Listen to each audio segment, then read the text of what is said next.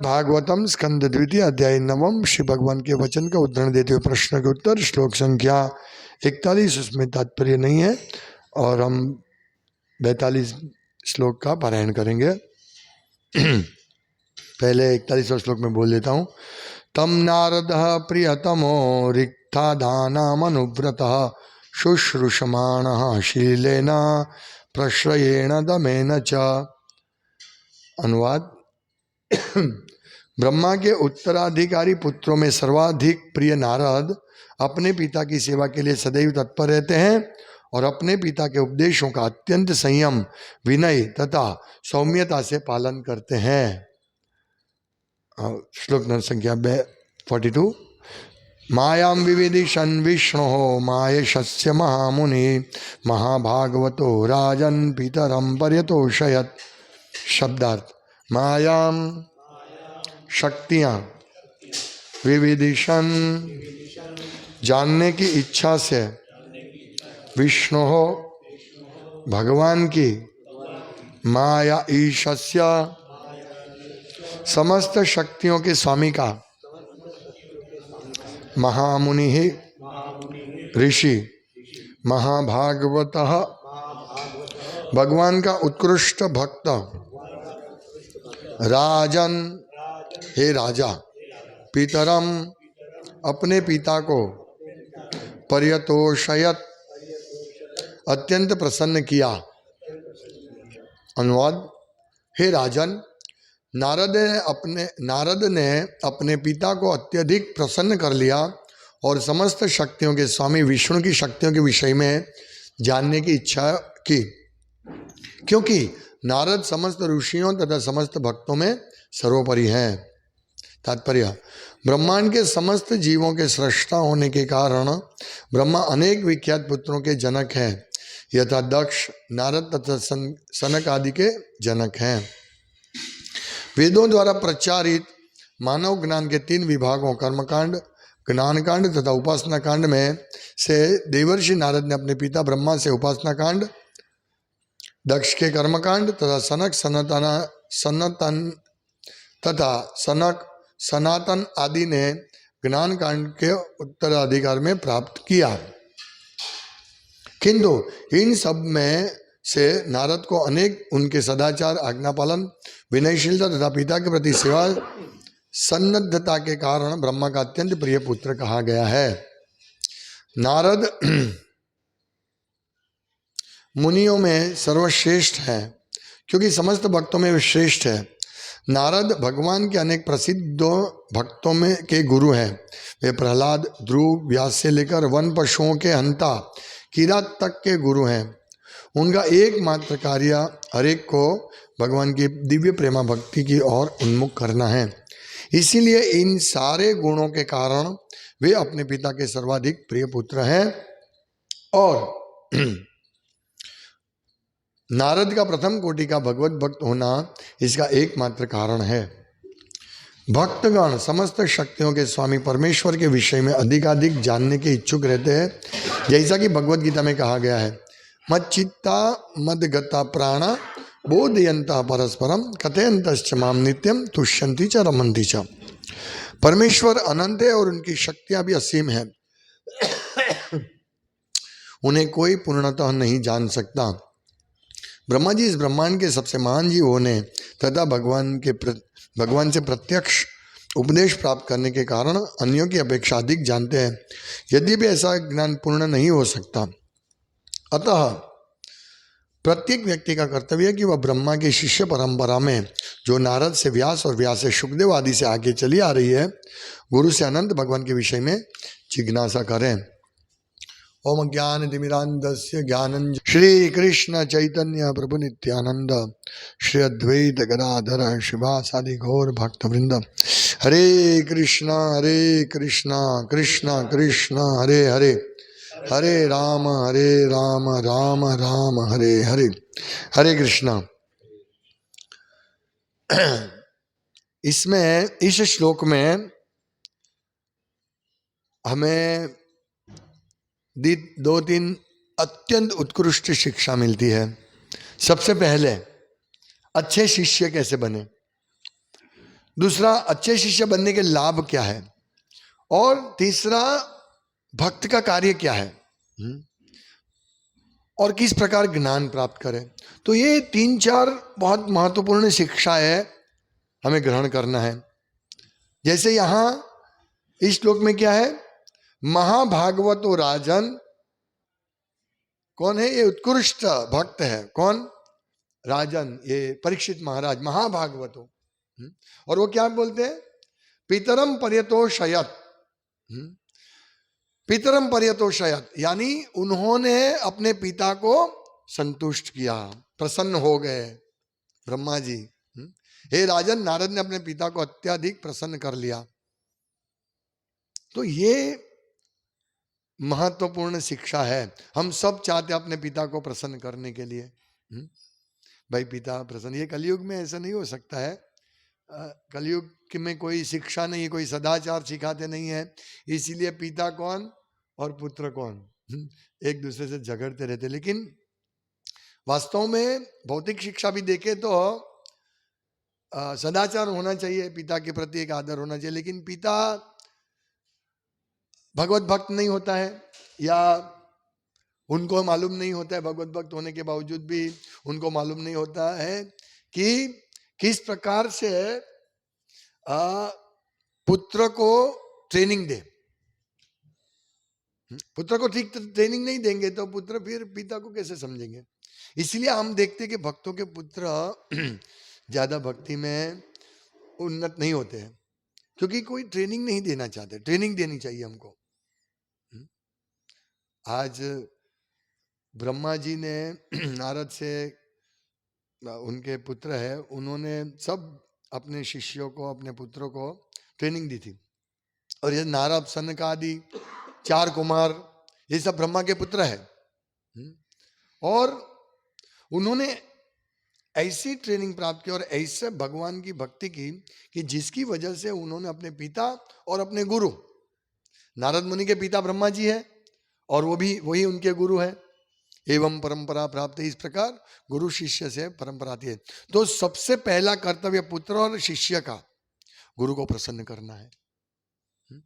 तद विद्धि प्रणिपाते ना, ये हम बार बार सुनते हैं ये श्लोक कि भाई हमें गुरु के आश्रय में जाना चाहिए, पर कैसे, तद विधि प्रणिपाते ना, पूरा शरणागत होकर।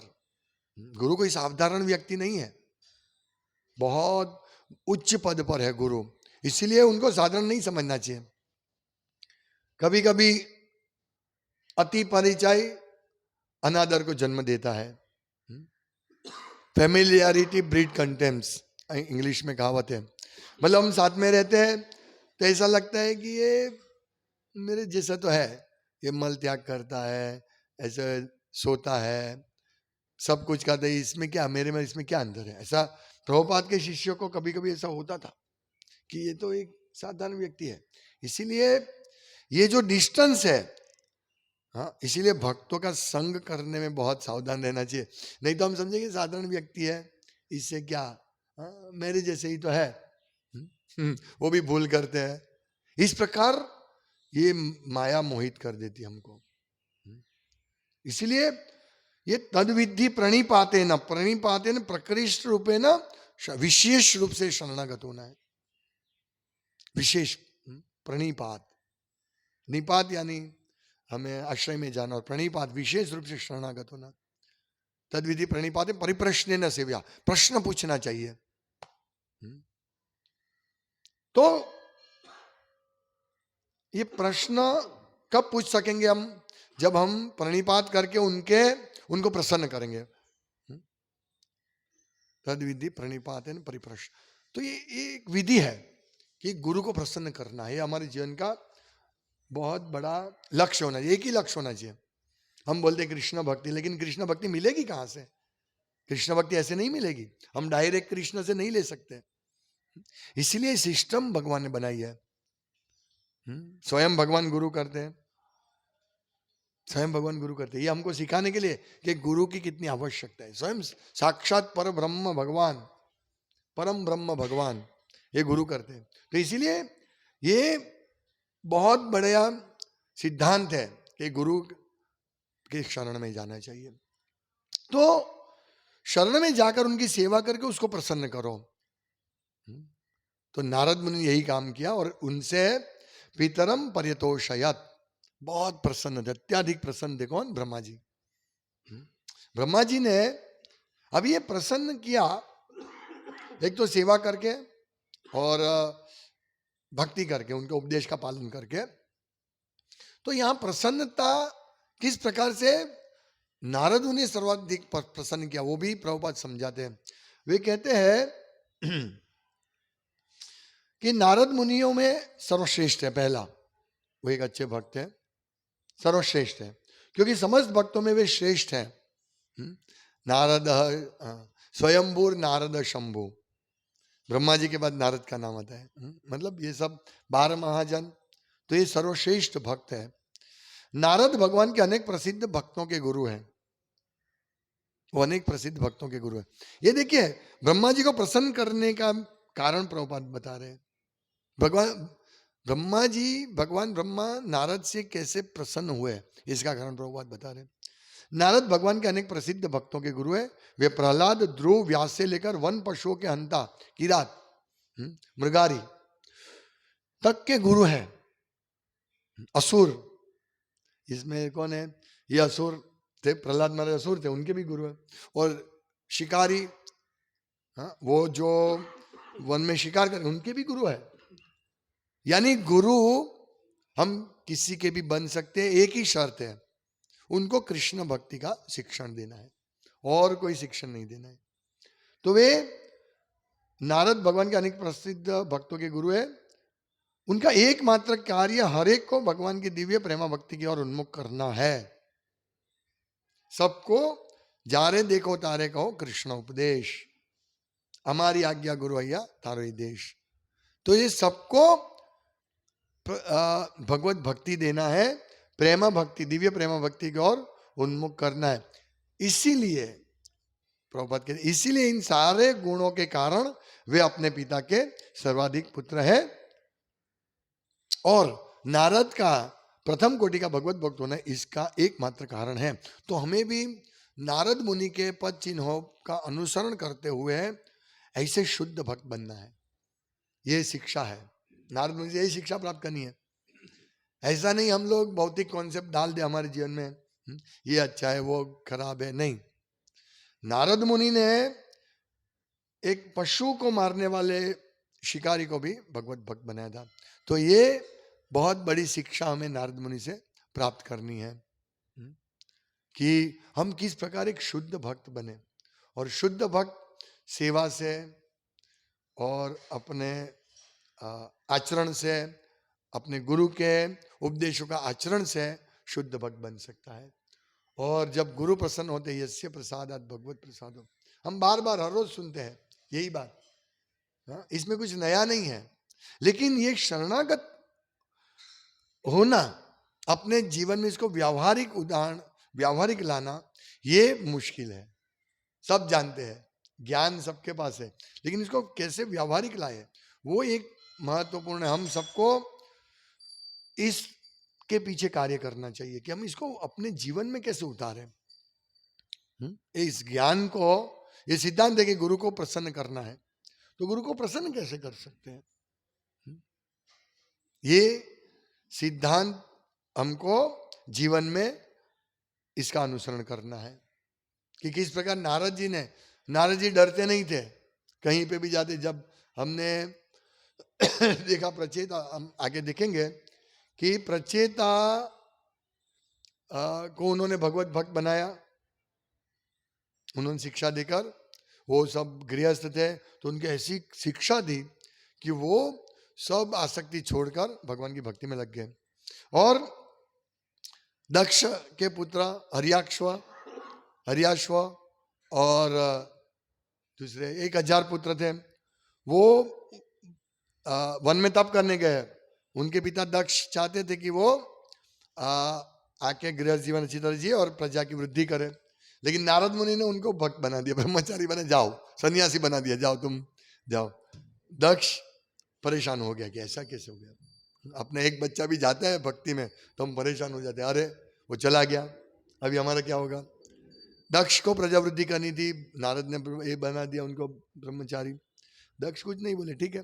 और 10,000 पुत्र उन्होंने जन्म लिया। उसका हरियाश्व पहले लॉट का नाम था, पहले सब 1000 पुत्र के, और सवलाश्व दूसरे 10,000 पुत्र के सवलाश्व नाम थे। और वो गए, नारद जी ने उनको भी वैराग्य की मतलब ये भगवत विज्ञान दे दिया कि जाओ तुम सब भक्त बनो, ये तुम भगवान कृष्ण के चरण कमल में जाओ, तुमको मालूम नहीं है ये भौतिक जगत कितना खराब है, वापस जो भौतिक जीवन में जो जाएगा वो वापस नहीं आ पाएगा, तुमको मालूम है तुम्हारा पिता भी यही चाहते हैं। ऐसा बोल के उनको भगवत भक्त बना दिया। अभी दक्ष परेशान, ये तो जो भी है तो बना देते हैं, और दक्ष गुस्से होके उनको ये देते हैं, शाप देते हैं। लेकिन नारद मुनि ने देखा कि दक्ष परेशान है, वो बिल्कुल स्ट्रेस में है, दुखी है, क्योंकि उनके 10,000 11,000 पुत्र चले गए।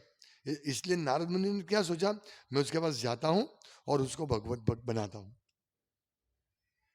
तो उनके पास गए। ये देखिए नारद मुनि ने ऐसा चिंता नहीं किया मेरा क्या होगा, वो बोलेंगे डांटेंगे, उन्हें वो चिंता नहीं किया। वो गए और उनको उपदेश दिया, लेकिन उपदेश देने से पहले उन्होंने शाप दे दिया दक्ष ने, जाओ तुमने मेरे पुत्र को ये किया, तुमको मालूम नहीं, तुम तो तुम ये कपड़े पहनने के लायक नहीं हो, तुम तो भक्ति नहीं हो। भक्त ऐसे होते हैं, सबको ये बना देते हैं ब्रह्मचारी, उनको गृहस्थ बनने दो, गृहस्थ का जीवन की मौज करने दो, फिर उधर वो अपने आप सन्यासी होंगे। तुम क्यों इतना ये करते हो परेशान? इतना सुनने के बाद भी नारद मुनि कुछ नहीं बोले। दक्ष ने शाप दे दिया, जाओ तुम कोई भी जगह 2 दिन से ज्यादा नहीं ठहर पाओगे, शाप दे दिया। तो ये नारद मुनि ने इसको अंगीकार किया, यस ओके कोई बात नहीं। तो ये है नारद मुनि का गुण, वो प्रचार सब जगह करते हैं, उनको जो भी समस्या आती है, पीड़ा आती है, वो सहन कर लेते हैं।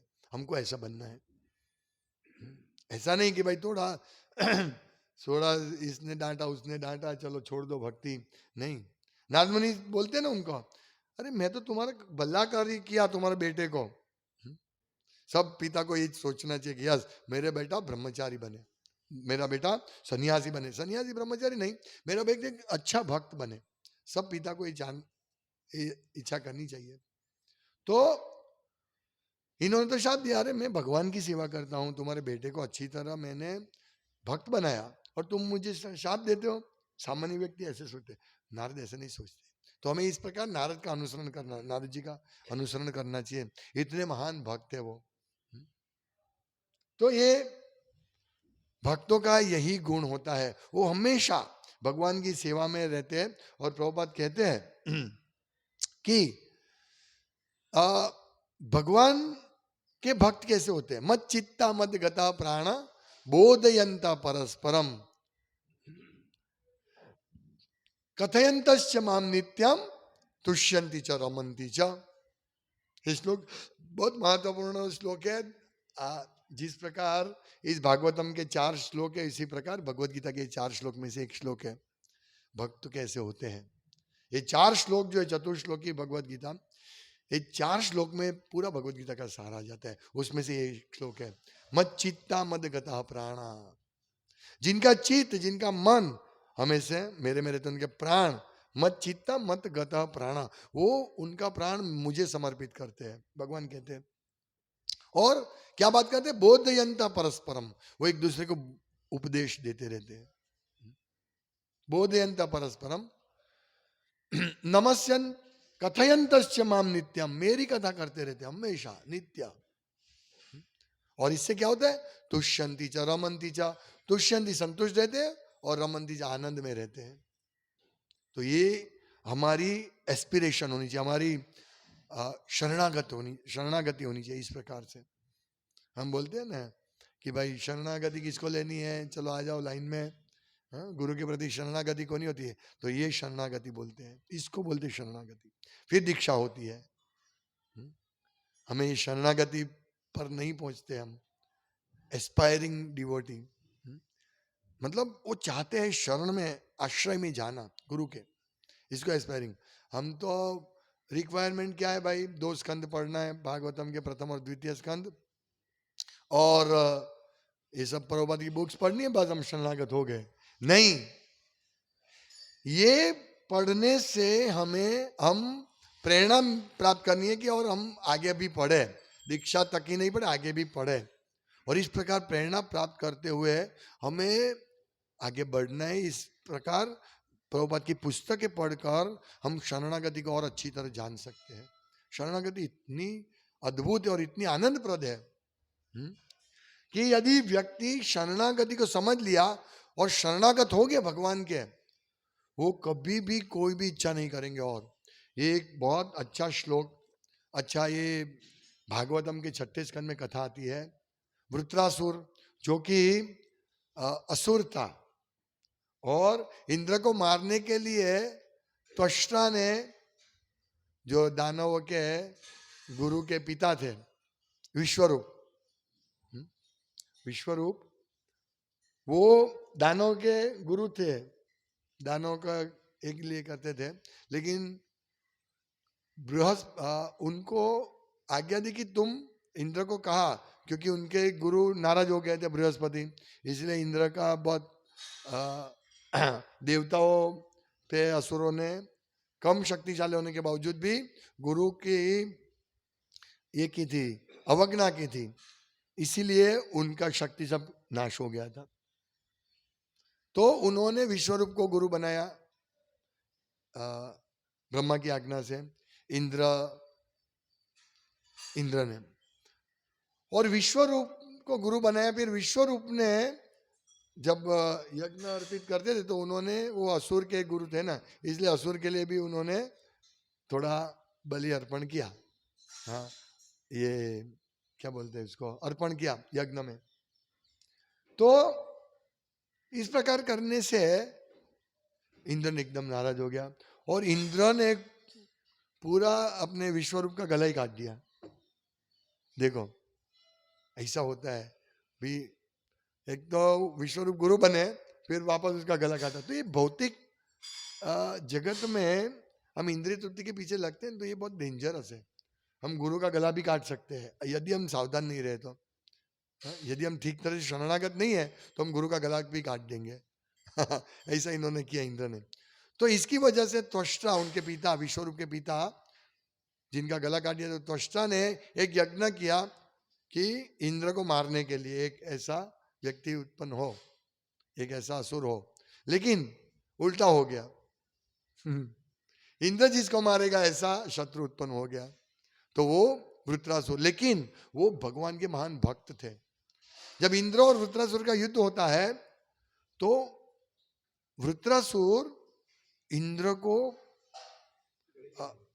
नहीं, वो तो उनको मारते, लेकिन इंद्र को एक जबरदस्त उपदेश देते हैं वृत्रासुर। वो उपदेश हमको समझना है कि गुरु को प्रसन्न करके हम भगवत भक्त बनना चाहते हैं, तो भगवत भक्त की चेतना कैसे होती है। तो इसमें से भी हमको ये सार लेना है कि हमारा कर्तव्य है कि हम गुरु के आश्रय में रहे, और गुरु हमको भगवान का जो मार्ग दिखाते हैं उसको ठीक तरह से ग्रहण करें। तो ये वृत्रासुर प्रार्थना करते हैं कि, वो क्या कहते हैं कि हे भगवान, हे स्वामी, वो भगवान को प्रार्थना करते, ये युद्ध मैदान में प्रार्थना करते हैं, उनके दोनों हाथ कट गए हैं।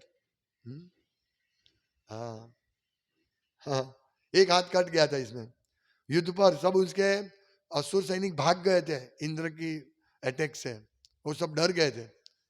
वृत्रासुर अकेला खड़ा था। तब वो प्रार्थना करता है, क्या कहते हैं, भगवान, हे स्वामी, मैं अपना सकाम कर्मों के फलस्वरूप इस पूरे भौतिक जगत में घूम रहा हूं। हम लोग घूम रहे, और हम भक्ति करने के बावजूद भी भौतिक भोग की कामना करते हैं। यहाँ ये असुर वृत्रासुर क्या प्रार्थना करते हैं कि हम भौतिक जगत में घूम रहा हूं मैं, और मैं आपके पवित्र तथा प्रबुद्ध भक्तों की संगति की ही खोज कर रहा हूं। ये भौतिक जगत में घूमते हुए भी हमारा सबसे बड़ा कार्य क्या है, भक्तों के संग ढूंढना। आपकी बहिरंगा शक्ति अर्थात माया के प्रभाव से अपने शरीर, पत्नी, संतान तथा घर के प्रति मेरी आसक्ति बनी हुई है, किंतु मैं अब और अधिक आसक्त नहीं बना रहना चाहता। मेरा मन, मेरी चेतना तथा मेरा सर्वस्व आपके ही प्रति आसक्त रहे।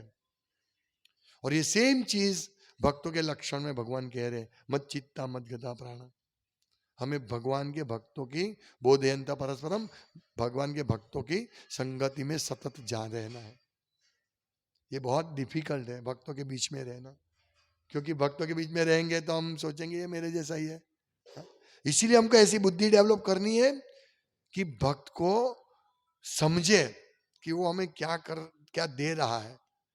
ऊपर ऊपर से नहीं देखे ये तो खराब भक्त है, ये ऐसा है, वो वैसा है, लेकिन वो क्या हमको दे रहा है शिक्षा, वो समझना है।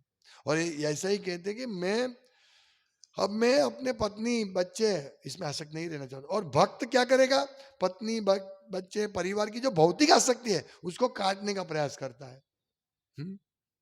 लेकिन वो प्रयास वो समझते ये तो मेरा दुश्मन है, ऐसा नहीं सोचना चाहिए।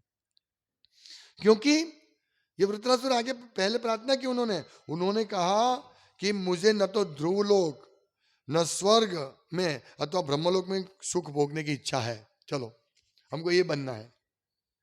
प्रभुपाद कहते हैं, ये सुना है मैंने, गुरु महाराज को भी कंफर्म करने के लिए पूछा था कि ऐसा सुना है कि इस्कॉन के ज्यादातर लोग स्वर्गलोक में जाते हैं, ऐसा मैंने सुना है। तो गुरु महाराज ने बोला हाँ मैंने भी ऐसा सुना है। यानी हम लोग स्वर्गलोक में जा सकते हैं क्योंकि भक्ति करते हैं, माला करते हैं, इसीलिए हमारा पाप तो नष्ट हो जाएगा और हमारा पुण्य मिलेगा, हम पुण्य के लिए। हाँ, तो ये कहते हैं कि मुझे न तो ध्रुवलोक में न स्वर्ग में अथवा ब्रह्मलोक में सुख भोगने की इच्छा है, हमें ऐसा भक्त बनना है। न धनम न जनम न सुंदरिम, और नहीं मैं समस्त भूलोकों अथवा अधोलोकों का सर्वोच्च अधिपति बनना चाहता हूं। न तो मैं इस विश्व में कुछ देश का प्रधानमंत्री बनना चाहता हूं, न मुख्यमंत्री बनना चाहता हूं, न तो इस वर्ल्ड का लीडर बनना चाहता हूं, सर्वोच्च अधिपति बनना चाहता है। मैं योग शक्तियों का स्वामी भी नहीं बनना चाहता, नहीं आपके चरण कमलों का त्याग कर मोक्ष की कामना करता हूं। यह है वृत्रासुर और असुर की प्रार्थना। कितनी बड़ी शिक्षा हमको मिल रही है इस भागवतम के 6ठे स्कंद से। तो हमें ये शिक्षा प्राप्त करनी है, ऐसे शिष्य बनना है। और ऐसे शिष्य में सर्वश्रेष्ठ है नारद मुनि। तो हमें नारद मुनि जैसे शिष्य बनना है। इसके लिए प्रार्थना करनी है कि हमारा मन भगवान के चरण कमलों से या गुरु की आज्ञा से कभी भी विचलित ना हो। ये माया बहुत स्ट्रांग है, बहुत स्ट्रांग है, हमें विचलित करके रखेगी। लेकिन हमें नारद मुनि जैसे भक्त बनना है कि कितनी भी समस्या क्यों नहीं हमारे जीवन में, और आएगी, ऐसा नहीं है। लोगों को एक मिसकॉन्सेप्ट कि भक्ति करने से हमारे जीवन में समस्या नहीं आएगी। नहीं, आ सकती, आएगी, और विशेष रूप से आएगी। ताकि हमें मालूम पड़े कि हम भक्ति में कैसे प्रगति कर रहे हैं, हम वास्तव में भक्त बन रहे हैं कि नहीं। तो इस प्रकार हम नारद मुनि का अनुसरण करके अपने गुरु को प्रसन्न करें। न तो हम डायरेक्ट गुरु के शरण में जा सकते हैं, न तो हम डायरेक्ट कृष्ण के शरण में जा सकते हैं। डायरेक्ट गुरु के शरण में जा सकते हैं, ऐसा नहीं है, लेकिन जिनके शिक्षा और दीक्षा गुरु है एक ही हो सकते हैं, और कभी कभी दीक्षा गुरु अलग होते हैं, शिक्षा गुरु भी अलग होते हैं। लेकिन दीक्षा गुरु के शरण में जाना है, शिक्षा गुरु के माध्यम से या डायरेक्ट भी जा सकते हैं, लेकिन संभालना है, हम गुरु को गलत नहीं समझ ले। इसलिए शिक्षा प्राप्त करनी है कि गुरु कैसे होते हैं। गुरु डांटते भी है तो क्यों डांटते हैं, वो पहले शिक्षा प्राप्त करनी है। गुरु हमेशा कल्याण के लिए करते हैं। यहां नारद मुनि अपना समस्या को सोचते ही नहीं है कि मैं इस दक्ष के पास जाऊंगा, उसको भक्त बनाऊंगा तो मुझे शाप दे, वो सोचते ही नहीं है। जैसे बुक डिस्ट्रीब्यूटर घर घर जाकर प्रचार करते हैं ना, इसी प्रकार वो नारद मुनि के लेवल, बुक डिस्ट्रीब्यूटर जो दूसरे को उपदेश देता है इस प्रकार, वो भगवान को प्रिय हो सकता है, गुरु को प्रिय हो सकता है, ब्रह्मा जी को प्रिय हो सकता है, पूरी परंपरा को प्रिय हो सकता है। तो हमें ऐसे प्रिय बनना है भगवान के, हमारे गुरु के, हमारे परंपरा को। इसी प्रकार ये चलेगा आगे। नहीं तो हम यदि हमारे गुरु शिक्षा गुरु में दोष ढूंढने जाएंगे ना, तो हम परंपरा को तोड़ देंगे। माया ऐसी पकड़ के ऐसे निचोड़ लेगी हमको, ऐसे हमारे हाड़ के हड्डी पसली एक कर देगी कि हमको मालूम भी नहीं पड़ेगा। इसीलिए वो सावधान रहना, शिक्षा गुरु दीक्षा गुरु, हाँ, हमें हमारे आचार्य की शिक्षा नम्रता से लेनी है। नहीं तो हम देखते हैं प्रचार करने हम जाते हैं, इसे हमारे शहर में अलग अलग जगह जाते हैं तो माया ऐसे मोहित कर देती है। वो तरुण कृष्ण प्रभु मुझे बता रहे थे कि प्रभु मैं प्रचार करता हूँ तो एक भक्त एक जगह में पूरा प्रोग्राम करवाता हूँ, तो वहाँ एक भक्त जो मेरे अंडर में ही आगे बढ़ा, उसने बोला कि भाई आप नक्की कर लो प्रवचन मैं दूंगा या तरुण कृष्ण प्रभु देंगे, ऐसा नक्की कर लो। मतलब इतना उसको माया कैसा अहंकार लगती थी। मैं देखो भी मैं भी तरुण कृष्ण प्रभु जैसे ही, हाँ, वो समझ गया हूँ मैं भी अभी उसके जैसे हो गया हूँ। तो ऐसे माया हमको पकड़ लेती है। तो इस प्रकार ये संशय पैदा करती है कि ये क्या सिखाएगा, वो तो मुझे सब मालूम है, गुरु के शरण में जाना चाहिए, हाँ, भक्तों के संग में रहना, सब मालूम है मुझे, और मैं वही बोलूंगा। ऐसे माया पकड़ लेती है और अपना प्योरिफिकेशन नहीं होता है और हम इस प्रकार से आगे बढ़ाते हैं, तो फिर अंत में हम न तो भगवान को न तो गुरु को न भक्तों को प्रसन्न कर सकेंगे। ये वास्तविकता है, क्योंकि माया का काम है ऐसा करना, परीक्षा लेना। इस भौतिक जगत में कसौटी होगी, भक्ति सिद्धांत महाराज कहते हैं। हमें इस कसौटी में खड़े रहना है, पार उतरना है। जो संकीर्तन करेगा वो इस कसौटी में पास होगा। तो संकीर्तन कैसे होगा? हरे कृष्ण माला तो कोई भी कर सकता है, कोई भी बिना गुरु के, लेकिन किस प्रकार से संकीर्तन करना है, माला किस प्रकार से करनी, वो गुरु ही सिखाते हैं। बाकी कोई भी कर सकता है, उसके लिए कोई गुरु की आवश्यकता नहीं, किसी की आवश्यकता नहीं। लेकिन हम गलत जा रहे, सही जा रहे, इसीलिए दीक्षा गुरु शिक्षा गुरु की आवश्यकता है। शिक्षा गुरु अनेक हो सकते हैं, जो मतलब भगवान पथ प्रदर्शक गुरु है, वर्तम गुरु है, हृदय से हमको शिक्षा देते हैं, और बाह्य रूप से शिक्षा गुरु दीक्षा गुरु पथ प्रदर्शक हमको परफेक्ट मार्गदर्शन देते हैं। दीक्षा गुरु एक ही हो सकते हैं, लेकिन शिक्षा गुरु अनेक हो सकते हैं। तो हमें शिक्षा लेकर हमें आगे बढ़ना है, बहुत सावधानी से आगे बढ़ना है। और शिक्षा गुरु दीक्षा गुरु में कोई अंतर नहीं, चैतन्य चरितामृत के तात्पर्य प्रभुपाद कहते हैं।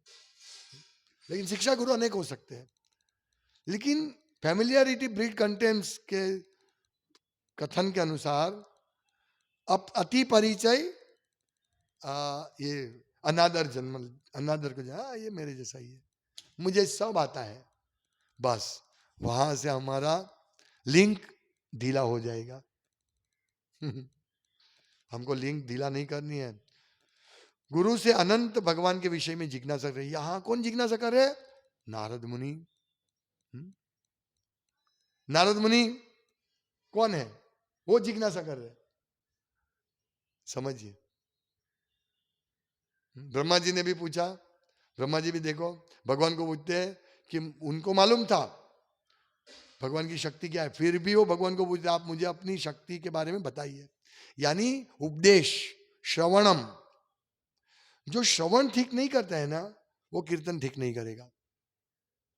श्रवण सुनना है, कैसा सुनना है, किस भाव से सुनना है, वो महत्वपूर्ण है। यदि हम श्रवण ठीक नहीं करेंगे तो हम कीर्तन ठीक नहीं कर पाएंगे।